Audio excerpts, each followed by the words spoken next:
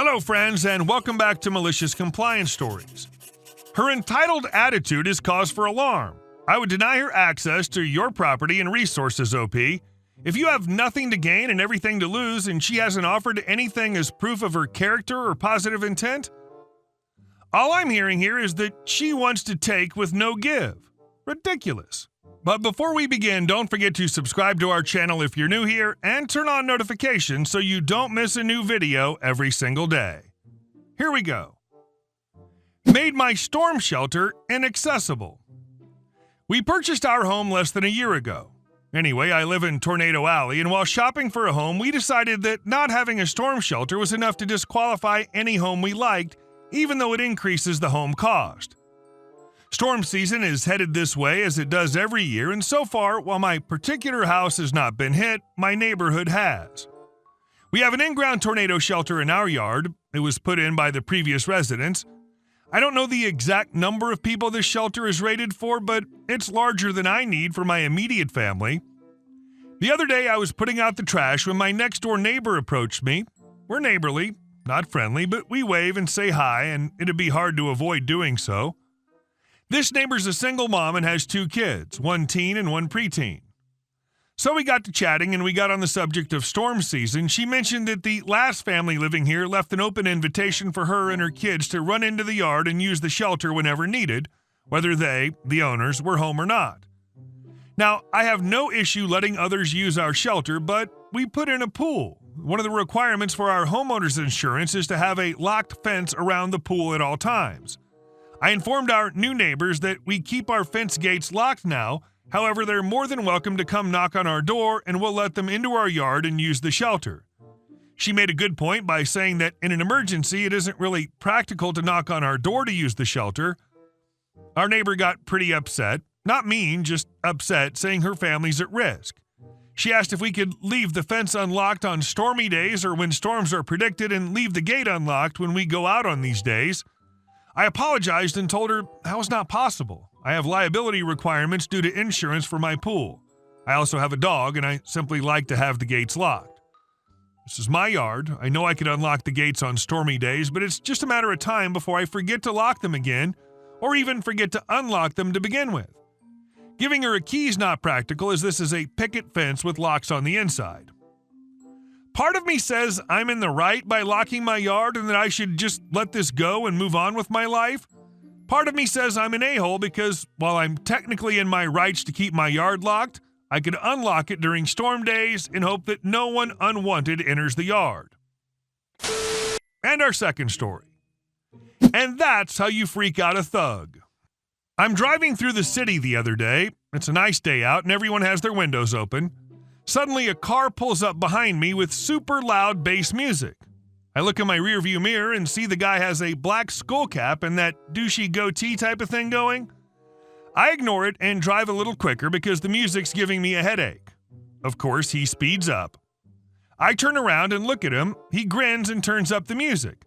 I gesture at him to please turn it down, and he does that WTF do you want face and gesture back to me. So I turn right onto the street ahead of me and make an immediate left, hoping to avoid him. He follows right on my tail, dangerously close, music turned up even louder. After the turn, I've had enough of this, so I pull over to pretend to take another left into a driveway, and that'll let the annoyance go by, and then his music will be far away by the time I pull back. What's 30 seconds if it means I won't be annoyed? The guy pulls up next to me and shouts through the open window, "And that's why you read about people getting hurt all the time," which at first made no sense to me. Then I realized he meant when people confront rough people like him about their douchebaggery with even just a look, they can retaliate aggressively. Then I realized that he really sounded like he was trying to be tougher than he is. Idea time. Instead of pulling into the driveway, I just pull back out directly behind him and start following. Not too close, not too far, but definitely imitating his every move. If he swerves to avoid a manhole, I do the same. If he speeds up over a speed bump instead of slowing down, I do the same. I have a little bit of a crazy look put on my face on purpose. Just staring at him wide-eyed, he glances back a few times. He notices that I'm now following him. He starts making random turns, etc., still following him. His eyes go wide. The music shuts off suddenly, and about 5 seconds later, he guns it really fast, shooting over his speed bump. I hear a crunch as he goes over. He's gone in a few seconds, and I resume my leisurely drive home, enjoying the sounds of nature outside. And our next story. So you want to steal my tips, huh? I just moved to my current location about a year ago and was desperate to get any job I could until I could land a decent gig. My girlfriend waits tables on the weekends for this local pizza place, and they needed additional help. I started by washing dishes for a night and made a good enough impression that they wanted to have me wait tables as well. I enjoyed serving people and especially loved talking to the older folk who came in. They have such fascinating stories. Anyhow, we have the usual bus girl who's a teen, and we love her. She's really nice, level-headed girl. And then there's the one we shall call the barbarian wench. I call her this because her perfume literally smells like the armpit of a barbarian wench. Her eyebrow looks like Ray Charles pasted them on while playing pin the tail on the donkey. The wench's niece also works there. She told us some revealing stories about the wench, but she was always decent and upfront with me, or so I thought.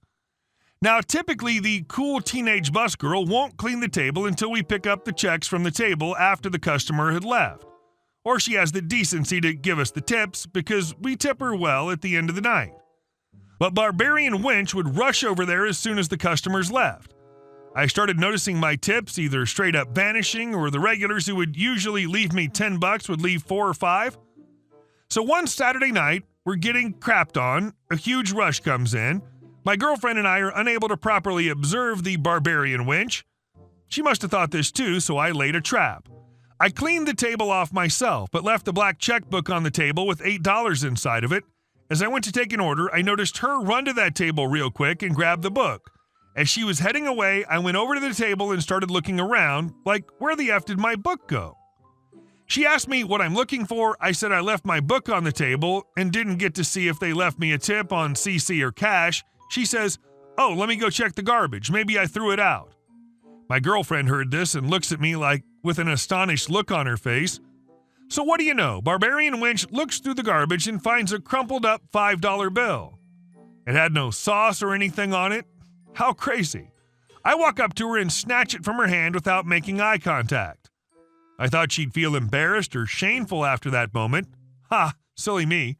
My girlfriend told the boss about the situation and advised the girl to stay in the dishes area until we say the tables are ready to be bussed. Perfect. The night's over and my girlfriend and I say bye to the boss and are literally one step out the door when I hear in the most entitled condescending voice, "Where y'all going? Y'all better tip me." I look at my girlfriend, smiling, and start laughing.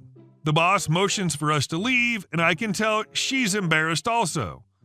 I head over to my boss and the wench, and I'm searching for some cash to give her.